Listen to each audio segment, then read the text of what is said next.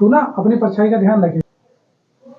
स्वागत है आपका आपके YouTube चैनल HS एकेडमी में।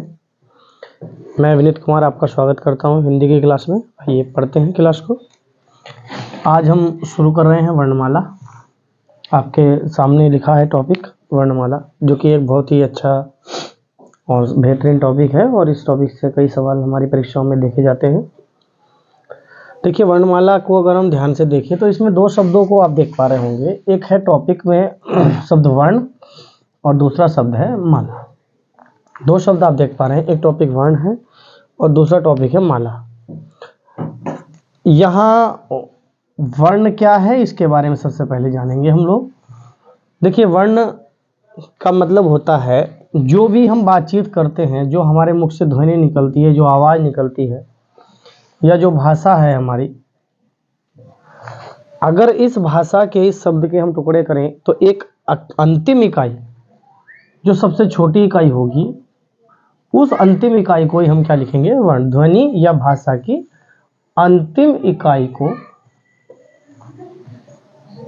वर्ण कहा जाता है। अंतिम इकाई को वर्ण कहा जाता है। ठीक है, ध्वनि या भाषा की सबसे छोटी इकाई को वर्ण कहा जाता है। अगर माला की बात करें तो देखिए, माला सभी लोग जानते हैं। माला क्या होता है? माला किसी भी व्यवस्था को कहते हैं हम लोग, जैसे फूल माला या मोती की माला। अगर हम इन मालाओं की बात करें तो हम पाते हैं कि माला एक व्यवस्था होती है किसी चीज़ की। तो जैसे माला फूल की व्यवस्था, मोती माला मोती की व्यवस्था, ऐसे ही अगर वर्णमाला की बात करें अगर हम लोग, तो वर्णमाला क्या है? तो वर्णमाला है वर्णों की एक व्यवस्था। वर्णों की व्यवस्था कहिए, या इसको हम दूसरे तरीके से कह सकते हैं कि वर्णों के व्यवस्थित क्रम को वर्णमाला कहा जाता है। वर्णों के व्यवस्थित क्रम को वर्णमाला कहा जाता है, या वर्णों के व्यवस्थित समूह को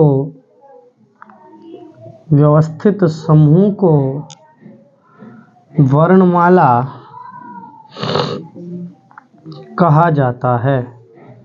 व्यवस्थित समूह को वर्णमाला कहा जाता है।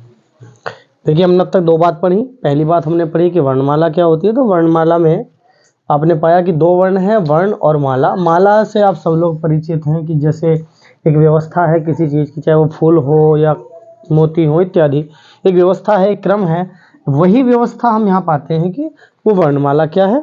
जैसे फूलों की व्यवस्था, ऐसे वर्णों की व्यवस्था।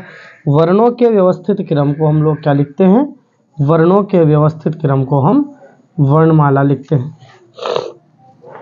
आगे बात करेंगे अगर हम, तो वर्णमाला दो प्रकार के होते हैं, दो तरह की होती है। वर्णमाला के दो अंग हैं। दो अंग हैं इसके। कौन कौन से दो अंग हैं? एक भाग को कहा जाता है स्वर और एक भाग को कहा जाता है व्यंजन। एक भाग है स्वर, एक भाग है व्यंजन। स्वरों के बारे में बात करें तो स्वर क्या होते हैं, इनके बारे में सबसे पहले हम बात करेंगे। स्वर क्या होते हैं इनके बारे में बात करेंगे। देखिए, स्वर ऐसी ध्वनि जिनका उच्चारण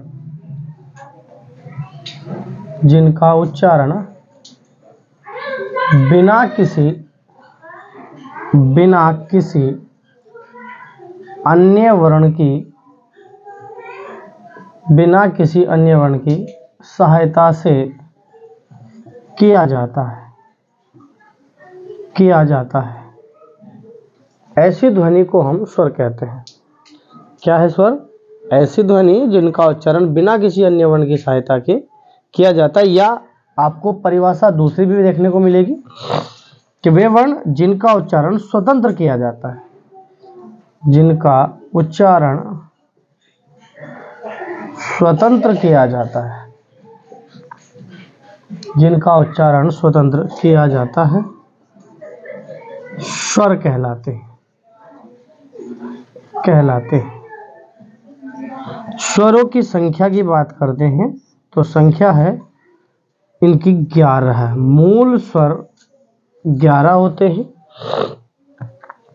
देखिए दो अन्य स्वर भी स्वर में लिखे जाने वाले दो वर्ण हैं, हालांकि ये स्वर नहीं है, ये ना स्वर है ना व्यंजन है। इन दोनों को अयोगवाह कहा जाता है। अ के योग से वाह करना मतलब अ के योग से उच्चारण किए जाने वाले दो वर्ण हैं, एक है अंग और एक है अह। ये न स्वर है न व्यंजन है, इनको अलग नाम से जाना जाता है अंग और अ। अंग को हम अनुस्वार लिखते हैं और अंग को हम अह को हम विसर्ग लिखते हैं, ये विसर्ग कहलाता है। और इन दोनों को मिलाकर हम लोग अयोगवाह कहते हैं। ठीक है, दोनों बातें आपको ध्यान रखनी है, एक अंग अनुस्वार है और अह एक विसर्ग है। कुल मिलाकर 13 वर्ण ये हमने पढ़े अभी तक जो स्वर में शामिल होते हैं। कौन कौन से स्वर होते हैं इनके बारे में जान लेते हैं। देखिए एक स्वर होता है ए, आ, ई, उ, री, ए, ओ और अ। ये कुल मिलाकर 11 स्वर हमें पढ़ने को मिलते हैं। इन 11 स्वरों की अगर मैं बात करूं तो इनको हम विभिन्न प्रकार से अपनी भाषा में प्रयोग करते हैं, विभिन्न तरीके से इनका उच्चारित किया जाता है। इनको हम हिंदी में दो प्रकार से प्रयोग करते हैं। देखिए अगर इनकी प्रयोग के रूप की बात करें तो हम ये दो तरह से प्रयोग होते हैं। पहला तो इनका प्रयोग होता है वर्ण रूप। पहला तो इनका प्रयोग होता है वर्ण रूप। वर्ण रूप के मतलब समझिए, जैसे ये लिखे हैं इसी आधार पर इनसे शब्दों को बना देना। जैसे कि ऐसे आप बनाते आए हैं, बचपन में पढ़ते चले आए हैं कि ऐसे अनार, आ से आम, मतलब आप अनार ऐसे बना रहे हो और आम में आ बना रहे हो, ई में ईख, बड़ी छोटी उल्लू में ऊ बना दिया, एनक बना दिया, ओखली बना दिया, तो आप उससे पूरे पूरे वर्णों को बना रहे हैं। लेकिन एक रूप इनका प्रयोग किया जाता है मात्रा रूप।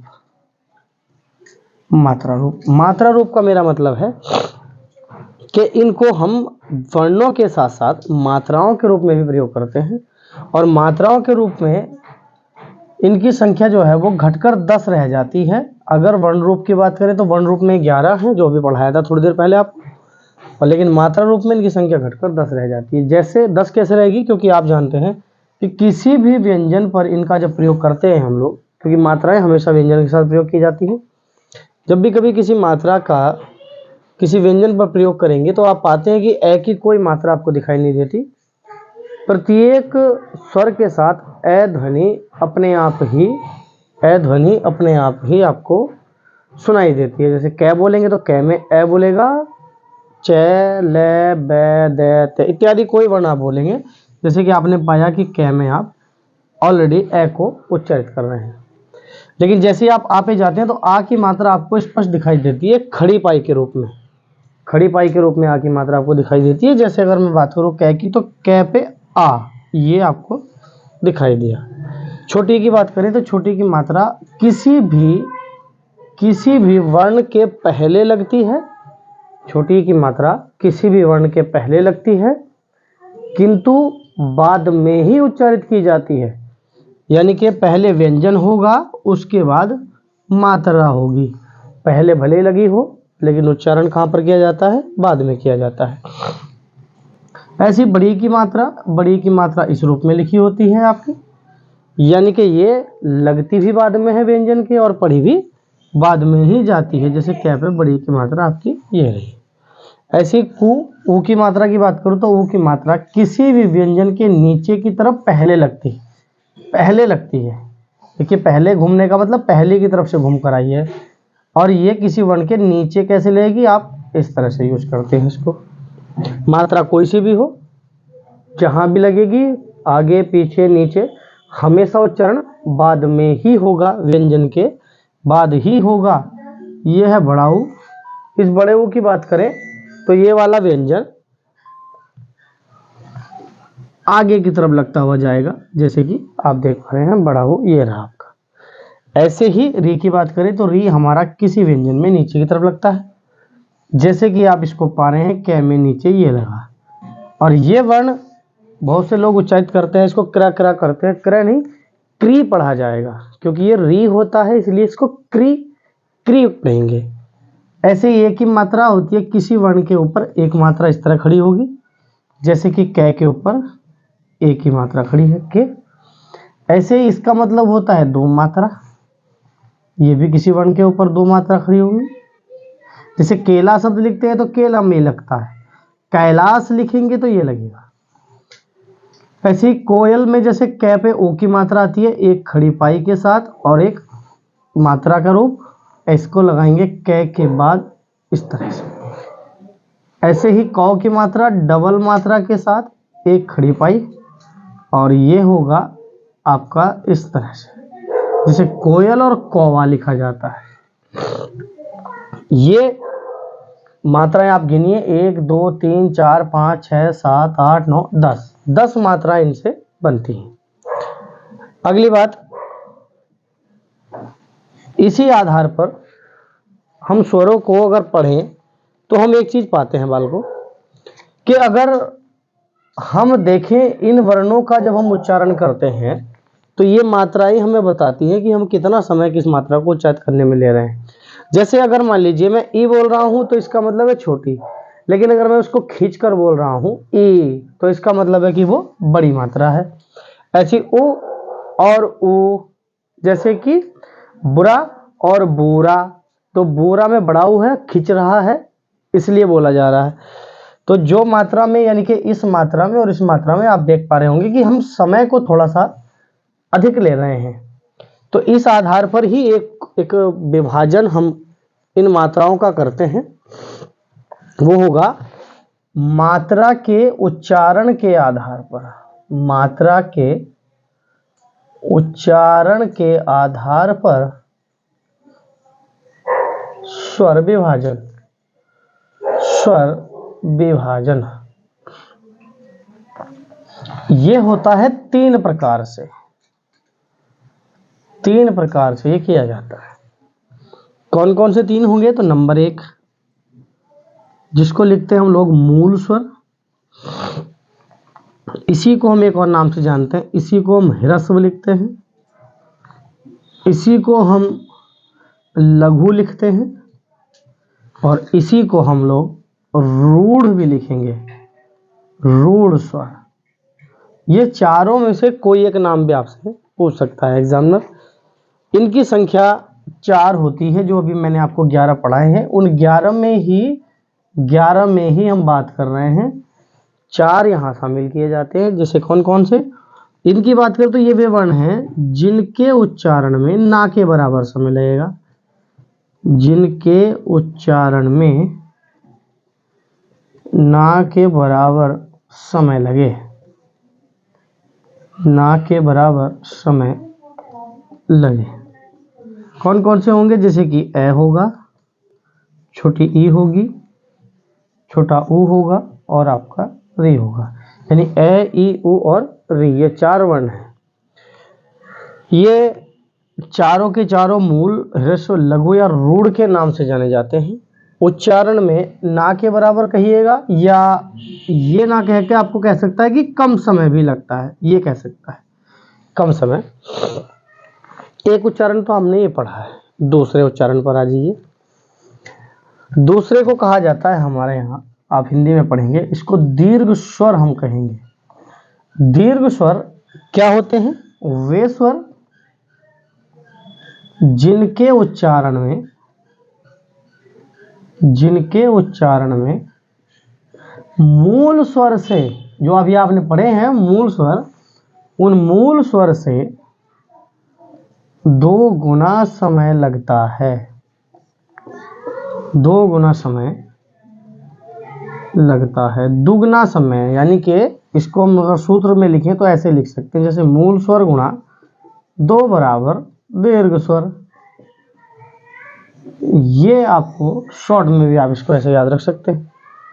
अब कौन कौन से होंगे? तो इनकी जो संख्या है वो 7 है। ये संख्या इनकी जो होगी वो होगी 7, इनकी संख्या 7 होगी। कौन कौन से होंगे? बड़ा, बड़ी और बड़ा ओ। ए, ओ और औ, ये 7 इसमें शामिल होते हैं। अब इनको भी 2 भागों में बांटा जाता है। इसके भी 2 भाग किए गए हैं, 2 भागों में इसको बांटा गया। इन 7 को 2 भागों में बांटा जाता है। कौन कौन से 2 भाग होंगे अब इनको समझिए। इन 7 को 2 भागों में बांट रहे हैं हम इन 7 को। जैसे पहले को नाम दिया मूल दीर्घ स्वर। मूल दीर्घ स्वर कह दीजिए या इसी को कह दीजिए सजातीय स्वर, या इसी को कह दीजिए सवर्ण स्वर। ये तीनों एक ही नाम है। सजातीय कहिए, सवर्ण कहिए या मूल दीर्घ कहिए, एक ही बात है। ये संख्या में कितने होंगे? तो जो हमारे मूल हैं, देखिए सजातीय या सवर्ण होने का मतलब यह है कि जो हमारे मूल हैं ए, ई, उ और री, इन चारों को आपस में अपने आप से ही जोड़कर बनाया गया। जैसे कि ए में ही ए को जोड़ा जाए, ई में ही ई को जोड़ा जाए और उ में ही उ को जोड़ा जाए, तो इनके जोड़ से सजातीय का मतलब समान जाति के 2 वर्णों का मेल हो रहा है, एक जैसे वर्णों का मेल हो रहा है। तो एक जैसे वर्णों के मेल से बनने वाले स्वरों को हम सजातीय या मूल दीर्घ या सवर्ण कहेंगे। इनकी संख्या होती है 3। देखिए एक तो बड़ा आ है, एक बड़ी ई है, एक बड़ा ऊ है। यानी ए के और ए के मेल से ये बना, ई और ई के मेल से ये बना, और ऊ के मेल से ये बना।